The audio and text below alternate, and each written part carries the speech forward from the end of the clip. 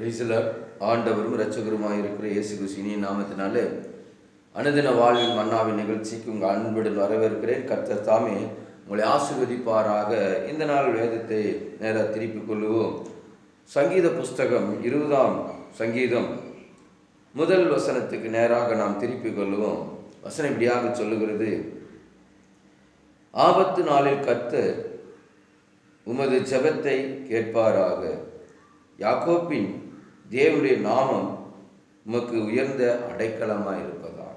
எனக்கு அருமையான தேவ ஜனமே, நாளில் வேதம் நமக்கு இந்த மன்னாவின் வழியாக வருகிறது. ஆபத்து காலத்தில் நமக்கு ஆபத்து காலத்தில் பாதுகாப்பு அடைக்கலம் யார் என்று சொன்னால் ஆண்டவராகிய இயேசு கிறிஸ்துடைய நாமம் மாத்திரமே. அதை இங்கே சொல்லுது, யாக்கோப்பின் தேவனுடைய நாமம் உமக்கு உயர்ந்த அடைக்கலமாக இருப்பதாக, உயர்ந்த அடைக்கலமாவதாக என்று சொல்லி பார்க்கிறோம். நமக்கு ஒரு மிகப்பெரிய ஒரு அடைக்கலம் என்று சொன்னால் அது ஆண்டவராகிய இயேசு கிறிஸ்து நாமம் தான். இயேசுவின் நாமத்துக்கு வல்லமை உண்டு, இயேசுவின் நாமத்துக்கு அதிகாரம் உண்டு, இயேசுவின் நாமத்தினால அற்புதம் நடக்கும், இயேசுவின் நாமத்தினால அநேக காரியங்களை சொல்லி கொண்டு போகலாம். ஆனால் இயேசுவின் நாமம் நமக்கு ஒரு பாதுகாப்பு கொடுக்கிறது. இயேசுவின் நாமம் நமக்கு ஒரு உயர்ந்த அடைக்கலத்தை கொடுக்கிறதா இருக்கிறது. சங்கீத புஸ்தகம் 91:14 இப்படியாக சொல்லுகிறது. சங்கீத புஸ்தகம்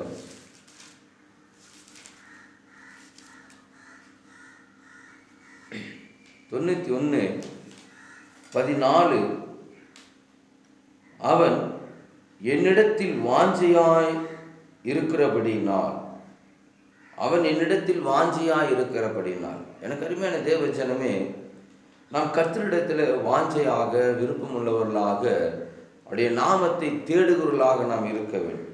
இங்கே சொல்லப்படுகிறது, அவன் என்னிடத்தில் வாஞ்சையாய் இருக்கிறபடினால் அவனை விடுவிப்பேன். இயேசு கிறிஸ்து நாமத்தின் மேலே நாம் வாஞ்சி உள்ளவர்களாக இருக்கிறங்கிற போது தேவன் அவன் என்ன பண்றார்? விடுவிக்கிறார். என் நாமத்தை அவன் அறிந்திருக்கிறபடியினால் அவனை உயர்ந்த அடைக்கலத்திலே வைப்பேன். எனக்கு அருமையான தேவ ஜனமே, முதல்ல இயேசு கிறிஸ்து நாமம் என்ன என்பதை அறிந்திருக்க வேண்டும். இயேசு நாமம் இனிதான நாமம், இயேசுவின் நாமம் வல்லமையுள்ள நாமம், இயேசுவின் நாமம் சாத்தானை ஜெயித்த நாமம், இயேசுவின் நாமம் பாதாளத்தை ஜெயித்த நாமம், இயேசுவின் நாமம் அற்புதம் செய்கிற நாமம். இப்படி அநேக காரியங்களை நாம் அடுக்கிக் கொண்டே போகலாம். அதனால் இயேசுவின் நாமத்தை குறித்து முதல்ல நமக்கு அந்த அறிவு வேணும். இயேசுவின் நாமத்தை குறித்து நாம் அறிந்திருக்க வேண்டும். இயேசுவின் நாமத்தினால தான் நமக்கு அற்புதம், இயேசுவின் நாமத்தினால தான் நமக்கு விடுதலை, இயேசுவின் நாமத்தினால தான் ரட்சிப்பு, இயேசுவின் நாமத்தினால தான் பாவத்திலும் சாபத்திலிருந்து விடுதலை, இயேசுவின் நாமத்தினால தான் நமக்கு எதிரியின் இடத்திலிருந்து ஒரு பாதுகாப்பு என்கிறதை முதல்ல நாம் அறிந்திருக்க வேண்டும். அவன் என் நாமத்தை அறிந்திருக்கிறபடியினால் அவனை உயர்ந்த அடைக்கலத்திலே வைப்பேன். Praise the lord. அல்லேலூயா. இயேசுவின் நாமத்தை நன்கு அறிந்து கொள்ளுங்க. இந்த நாளில் கர்த்தருடைய வார்த்தை உங்களுக்கு நேராக வருகிறது. இயேசுவின் நாமத்தை குறித்து முதல்ல அறிந்து கொள்ளுங்க. இயேசுவின் நாமத்துக்கு எப்படிப்பட்ட வல்லமை உண்டு என்கிறதை அறிந்து கொள்ளுங்க. இயேசுவின் நாமத்தை சொல்கிற பிசாசு நடுங்கு, வியாதிகள் விலகி போகும், சத்துரு ஓடி போவான், சத்துரு வெக்கப்பட்டு போவான். இயேசுவின் நாமத்தினால் உங்களுக்கு ஒரு உயர்ந்த ஒரு அடைக்கலம் என்று சொன்னால் அது இயேசுவின் நாமம். பாதுகாப்பு இயேசுவின் நாமத்தினால்.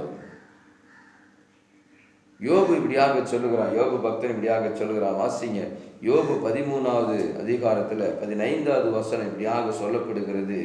யோபுனுடைய புஸ்தகம் 13:15.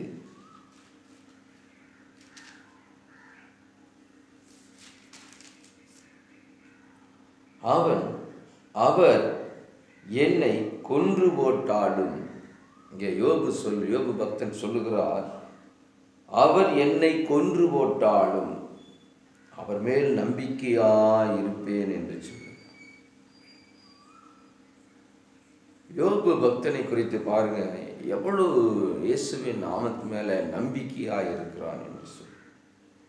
அந்த நம்பிக்கை தான் அவனை உயர்ந்த அடைக்கலத்தில் வைத்தது.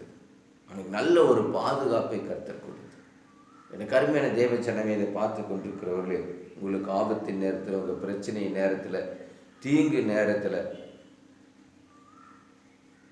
உங்களுக்கு ஒரு உயர்ந்த அடைக்கலம் எதுன்னா ஆண்டவராக இயேசு கிறிஸ்து நாமம் மாத்திரமே.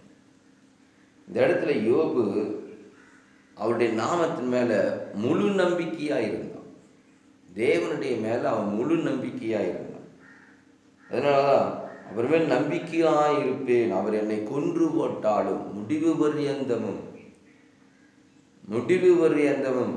ஆண்டவராக இயேசு கிறிஸ்து நாமத்தின் மேலே யாரெல்லாம் நம்பிக்கை உள்ளவர்களாக இருக்கிறாங்களோ அதுதான் எனக்கு பாதுகாப்பு, அதுதான் எனக்கு உயர்ந்த அடைக்கலம், அவருடைய நாமத்தினால்தான் எனக்கு விடுதல் என்று சொல்லி யாரெல்லாம் அவர் மேலே நம்பிக்கையாக இருக்கிறீர்களோ அவர்களுக்கெல்லாம் தேவன் உயர்ந்த அடைக்கலமாக இருக்கிறார். அவர்களுக்கெல்லாம் கர்த்தர் ஒரு பாதுகாப்பை கொடுக்கிறவராக இருக்கிறார். இந்த பொல்லாத உலகத்தில் வாழ்ந்து கொண்டிருக்கிறவங்களுக்கு ஒரு பாதுகாப்பு, ஒரு உயர்ந்த அடைக்கலம் எதுன்னா அது ஆண்டவராக இயேசு கிறிஸ்து நாமம் தான். அவருடைய நாமத்துக்குள்ள அடைக்கலம் போங்க, கர்த்தர் உங்களை பாதுகாப்பார். கர்த்தர் தாம் இந்த வார்த்தையை கொண்டு உங்களை ஆசீர்வதிப்பாராக. தேங்க்யூ. God bless you.